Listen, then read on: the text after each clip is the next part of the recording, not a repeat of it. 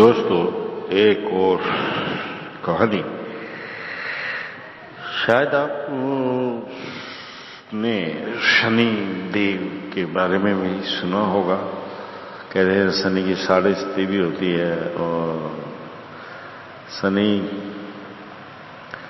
महाराज क्रोध होने के बाद नुकसान भी कर देते हैं। चलो जैसा भी है, लेकिन मैं आपको जो कहानी सुना रहा हूं उसका नाम ही शनिदेव है। तो सुनिए। उज्जैन नगर पर राजा विष्णुवर्धन शासन करता था। उस नगर में देवशर्मा नामक एक गरीब ब्राह्मण भी रहता था। वह ज्योतिषी शास्त्र में बड़ा प्रवीण था, फिर भी दरिद्रता उसे सता रही थी। उस दरिद्रता से बचने के लिए उसे कोई अच्छा प्रयत्न नहीं किया। जो भी मिलता उसे संतुष्ट रहता। गणेश जी की पूजा में अपना समय बिता देता था। दिन भर गणेश जी के मंदिर में बैठकर उस देवता पर स्तोत्र रचता और पढ़ा करता। पत्नी उसे समझा देती, किसी के आश्रम में जाकर थोड़ा धन कमा लो। देवशर्मा अपनी पत्नी से कहता कि उसकी ग्रह दशा अच्छी नहीं है, अच्छी दशा के आने तक कोई भी प्रयत्न करे में सफल ना होगा। प्रतिदिन प्रातःकाल राजमहल में कुछ ब्राह्मण जमा होते। स्वस्थ वचन सुनाकर राजा से कुछ पुरस्कार पाकर वापस लौटते। एक दिन देवशर्मा से पत्नी ने कहा कि तुम भी राजमहल में जाकर पुरस्कार लाएं। पत्नी से तंग आकर विवश हो एक दिन देवशर्मा प्रातःकाल राजमहल में पहुंचा, लेकिन वह और ब्राह्मणों से कुछ दूर पर खड़ा हो गया। उसने उन ब्राह्मणों के साथ राजा को आशीर्वाद नहीं दिया। उसका उद्देश्य है कि स्वस्थ वचनों का कोई मूल्य नहीं है, लेकिन राजा ने स्वस्थ वचन बताने वाले ब्राह्मण को ही पुरस्कार दिया। देवशर्मा को कुछ नहीं मिला। राजा के भीतर जाते ही राजभटों ने सबके साथ देवशर्मा को भी जाने के लिए बाहर भेज दिया। फिर भी देवशर्मा अपनी पत्नी को संतुष्ट करने के लिए प्रतिदिन प्रातःकाल राजमहल में जाता और खाली हाथ घर लौटता था। इस प्रकार कुछ दिन बीत गए। राजा को देवशर्मा के व्यवहार पर आश्चर्य हुआ। उसको रोज देखता था। वह ब्राह्मण रोज राजमहल में आता, स्वस्थ वचन न कहता और पुरस्कार के लिए भी हाथ नहीं बढ़ाता। वह न स्वस्थ वचन कहने आता है और न पुरस्कार के लिए, तो फिर किस लिए आता है? राजा के सामने यही प्रश्न था। इस प्रश्न का उत्तर पाने के लिए राजा ने एक दिन सवेरे अपने भटों को उपदेश दिया कि सभी ब्राह्मणों के पुरस्कार लेते समय एक ब्राह्मण कुछ दूरी पर हरी शाल ओढ़े खड़ा रहेगा। सबके चले जाने के बाद उस ब्राह्मण को मेरे कमरे में भेजो। एक दिन जब सब ब्राह्मण स्वस्थ वचन सुनाकर पुरस्कार ले जब घर जाने लगे, तब हरी शाल वाला ब्राह्मण देवशर्मा भी उनके पीछे खाली हाथ लौटने लगा। लेकिन राजभटों ने उसे डोरी के पास ही रोका और राजा के कमरे में पहुंचा दिया। देवशर्मा ने राजा से कहा, मैं गरीब ब्राह्मण हूं, दान और पुरस्कार के लिए नहीं आता हूं। राजा ने उसकी हालत को जानकर एक चांदी के पात्र में 500 मुद्राएं चांदी की भरकर देवशर्मा को दे दी। देवशर्मा ने घर जाकर मुद्राएं पत्नी को दी। वह बहुत खुश हुई। हमारी ग्रह दशा ठीक नहीं है, ये सोचकर हाथ पांव बांधे चुप बैठे ना रहते तो हमारी गरीबी कभी की दूर हो जाती। कम से कम आज भी सही आपने मेरी बात सुन ली, देवशर्मा की पत्नी ने कहा। यह सब गणेश जी की कृपा है, देवशर्मा ने कहा। उसी दिन रात को चोर देवशर्मा के घर में घुसकर राजा की दी हुई थाली उस चांदी की मुद्राओं को उठा ले गए। देवशर्मा की पत्नी के दुख की कोई हद न थी। देवशर्मा ने सांत्वना भरे शब्दों में कहा, शनि देवता का प्रभाव कैसे बच सकते हैं? कल अपने यहां से इतनी बड़ी रकम का पुरस्कार ले जाकर आज फिर उसी पुरानी शाल ओढ़े देवशर्मा को आए देख राजा को आश्चर्य हुआ। उसने ब्राह्मण को बुलाकर पूछा, क्यों प्रियवत? मैंने सोचा कल मैंने जो धन दिया उससे तुम्हारी दरिद्रता जाती रहेगी, आज फिर उसी बहस में कैसे आए हो? महाराज मेरी दरिद्रता का कारण मेरी ग्रह दशा का ठीक ना होना ही है।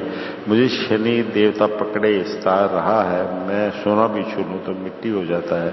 मैं अपनी पत्नी की शिकायतों से तंग आकर रोज यहाँ आता हूँ, लेकिन इसलिए हाथ फैलाकर कभी आपसे याचना नहीं करता हूँ।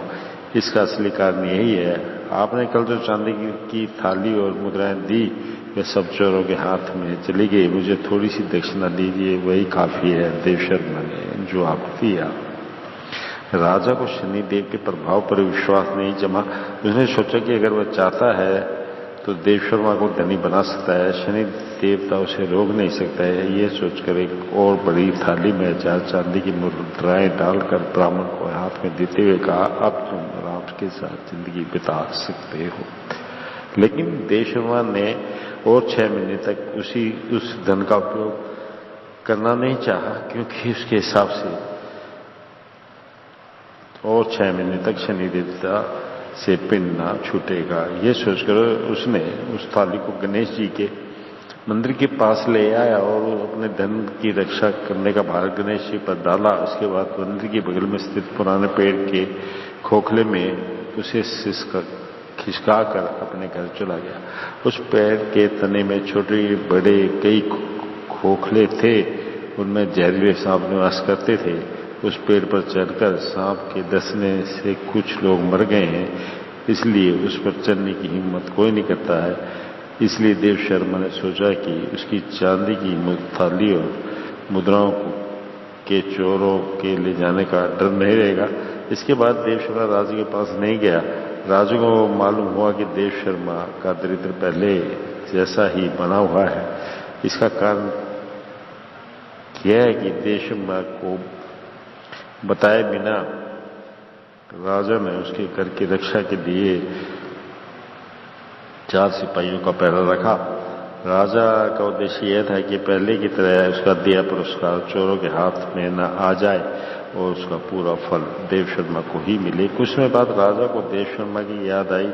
राजा ने सिपाहियों को बुला कर जब पूछा कि वह ब्राह्मण सुखी है ना, तब सिपाहियों ने यही जवाब दिया कि देवशर्मा अभी दरिद्रता में ही दिन बिता रहा है। तुरंत राजा ने देवशर्मा को बुला भेजा। वह पहले की तरह पुरानी फटी हरी शाल ओढ़े राजा के सामने आ खड़ा हुआ। मैंने जो धन दिया उसे क्या किया? लगता है तुमने उसका उपयोग नहीं किया, राजा ने पूछा। नहीं महाराज, शनि ग्रह की दशा के हटने तक मैंने उसे सांप वाले पेड़ के खोखले में छिपाकर रखा है, उसके बाद जरूर उपयोग करूंगा, देवशर्मा ने जवाब दिया। राजा ने अपने सेवकों को ब्राह्मण के साथ भेजकर पेड़ के खोखले में चांदी की थाली को खोजने का आदेश दिया। उन लोगों ने खोखले में ढूंढा, लेकिन थाली और मुद्राओं का कहीं पता न था। देवशर्मा ने राजा से कहा, महाराज वह कहीं नहीं जाएगी। मेरे आराध्य देव गणेश जी उसे सुरक्षित रखेंगे। मुझ पर से शनिदेव का प्रभाव हटते ही गणेश जी मुझे वापस कर देंगे, आप चिंता ना कीजिए। और कब तक तुम कुछ पर शनि का प्रभाव है? राजा ने पूछा। और 6 महीने तक है प्रभु, देवशर्मा ने कहा। 6 महीने के पूरा होने के पहले ही मैं तुमको धनी बना देता हूँ, देखूंगा कैसे शनि रोकता है। यह कहकर राजा ने एक पात्र में सोने की मुद्राएं भरवाकर उसे देते हुए सावधान किया, इस पात्र को घर ले जाकर तुम आज से ही खर्च करना शुरू कर दो। तुम्हें चोरों का डर नहीं होगा। मेरे सेवक दिन रात तुम्हारे घर का पहरा देंगे। किसी कारण से अगर तुम इस सोने का उपयोग न करोगे तो तुम्हें कठिन दिया जाएगा। देवशर्मा उस पात्र को लेकर घर जाते हुए रास्ते में गणेश जी के मंदिर के पास रुका। अपनी रक्षा करने वाले उस देवता पर अपना पूरा भार डाल सोने का पात्र को एक जगत पर रख पानी खींच कर नहाने लगा। वह बाल्टी उठाकर पानी पर सर पर उंडेल ही रहा था कि पात्र पर एक कौवा आ बैठा और झट उठ गया। पात्र लुढ़क कर कुएं में जा गिरा। नहाने वाले देवशर्मा को इसका बिल्कुल ख्याल न था, लेकिन नहाने के बाद पात्र को ढूंढा तो वह नहीं मिला। देवशर्मा ने सोचा कि उसे शनि देवता ही खुद उठा ले गया होगा।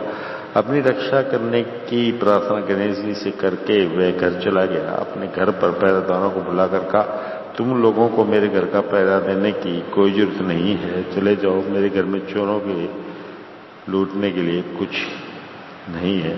सिपाहियों ने ये बात राजा से कही। राजा ने देश शर्मा को बुलाकर कहा, मेरा दिया हुआ सोना भी खो गया। कैसे खोया? महाराज वह कहीं नहीं जाएगा, मेरे अच्छे दिन अभी तक नहीं आए हैं, इसलिए शनि देवता ही उठा ले गए होंगे। देव शर्मा ने जवाब दिया। राजा को क्रोध आया और बोला, अभागे, तुम ही शनि देवता हो। तुम्हारे हिसाब के अनुसार शनि के दिन बीतने पर मेरा दिया हुआ सब धन नहीं मिला तो तुमको फांसी के तख्ते पर चढ़ा दूंगा। जाओ, चोरों के उठाए गए धन की बात मैं कुछ कह नहीं सकता, लेकिन गणेश जी के छिपाने को जो दिया है वह और शनि देवता का छिपाया गया धन अवश्य मिलेगा। ये कहते देव शर्मा राजा से आज्ञा लेकर चला गया। इसके कुछ दिन बाद एक बड़ा तूफान आया। उस तूफान में के आघात में गणेश जी के मंदिर का पुराना पेड़ जड़ से उखड़ गया और टूटकर बगल में स्थित कुएं में जा गिरा। उसकी जड़ों के बीच फंसी राजा की दी हुई थाली रजाया और मुद्राएं बाहर निकली। कुएं की मिट्टी निकलवाते समय सोने की मुद्राओं का पात्र भी मिल गया। देश शर्मा के अंधविश्वास को राजा झूठा साबित ना कर सका। तो दोस्तों, ऐसा होता है शनि का प्रकोप। कितनी भी कोशिश कर लो, कुछ भी कोशिश कर लो, कितना ही कुछ करने की चाह करो, और लेकिन अगर शनि देवता रुष्ट हैं और नाराज हैं तो आपको कभी भी किसी भी तरह से उभरने नहीं देंगे। ऐसा मेरा मानना है। बाकी आपका क्या मानना है ये तो आपको ही ज्यादा पता है। बाकी चलो, जो भी है जैसा भी है, मिलता हूं आपसे फिर एक और नई कहानी के साथ बहुत जल्द ही। इंतजार कीजिएगा।